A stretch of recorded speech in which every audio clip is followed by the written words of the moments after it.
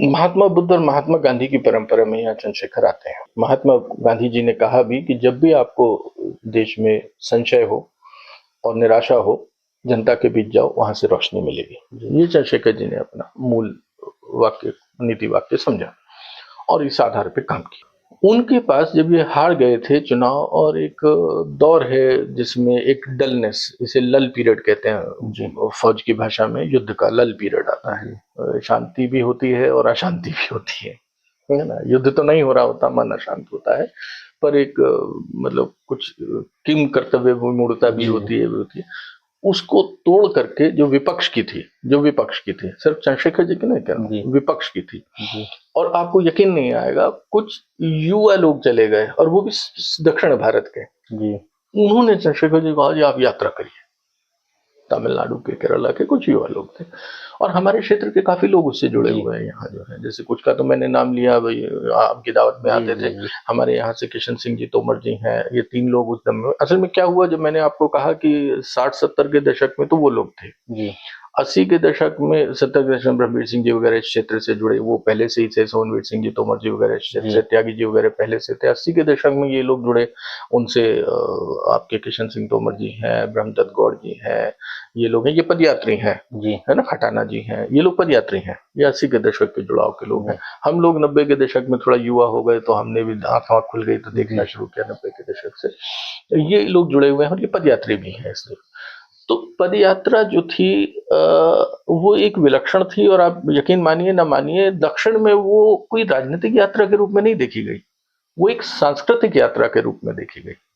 और उसके बड़े भाई, वो जो आदमी है, देखिए आप अखबारों में कुछ छाप दीजिए, टीवी में कुछ छाप दीजिए, लेकिन सड़क पे चलते हुए जिन लोगों ने उस आदमी को देखा है, तो उन्होंने उस आदमी को देखा नहीं है, बढ़ता है। जी बिल्कुल। उन्होंने उसे सड़क के किनारे कहीं पेड़ के नीचे बैठ के आराम करते देखा है, उसे कहीं सोते हुए देखा है, ऐसे ही देखा है।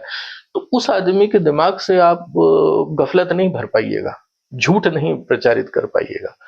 वो आदमी इस विश्वास को जरूर रखेगा कि भले हो ना हो, लेकिन ये आदमी चूंकि यहां से गया है, खुद देख के गया है, तो ये मेरी विपत्ति को, विषमता को जानता है जी। और कुछ करे ना करे, जब इतना दर्द ले रहा है, मेरे बीच आ रहा है, मेरे घर की दस्तक दे रहा है और देख रहा है मेरे हालात को, तो कुछ कर पाए न कर पाए, कम से कम दिल्ली में जाके मेरी बात जरूर करेगा। तो ये चंद्रशेखर की विरासत बनी जीवन भर की। उनके बाद में जो भी राजनीतिक जीवन रहा, और सब पूर्व में भी था, उनका अनुभव था। कोई रजवाड़े से, उससे तो आए नहीं थे वो राजनीतिक, उससे तो आम किसान परिवार से आए थे, और ये प्रेरणा स्रोत है एक व्यक्ति का उस पद पे ऐसे जाना।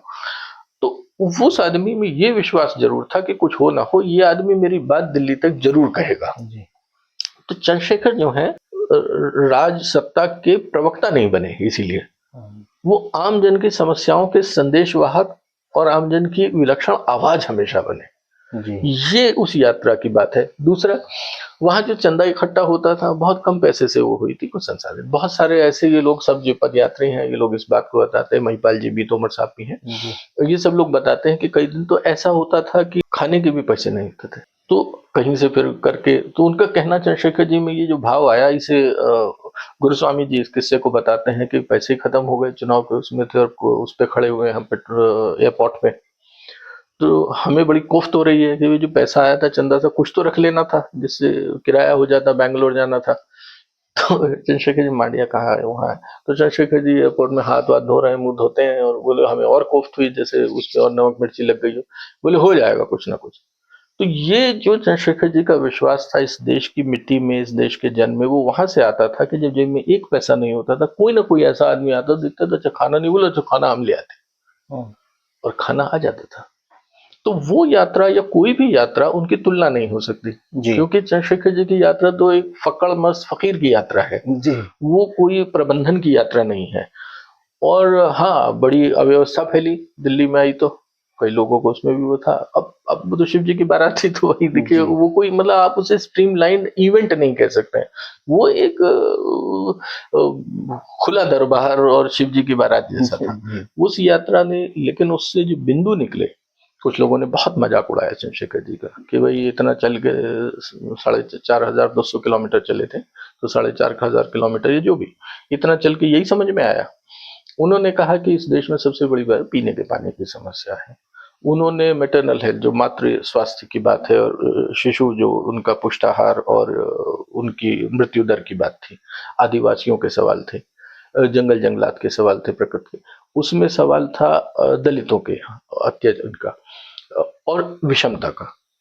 आदमी गरीबी से, कमजोरी से नहीं मरता है, विषमता से ज्यादा परेशान होता है। प्रतिकूल परिस्थितियां तो मजबूत आदमी पैदा करती हैं, लेकिन विषमता आदमी को अंदर से तोड़ती है और उसमें क्लेश पैदा करती है। तो चंद्रशेखर जी के जो ये ऑब्जर्वेशंस थे, लोगों ने मजाक उड़ाए, लेकिन उनकी बात में देखिए, जब कोई आदमी 4000 किलोमीटर पैदल चलता है फिर वो बात कहता है, और एक आदमी एसी में बैठ के कहता है, दोनों की बात का वजन में बहुत फर्क है।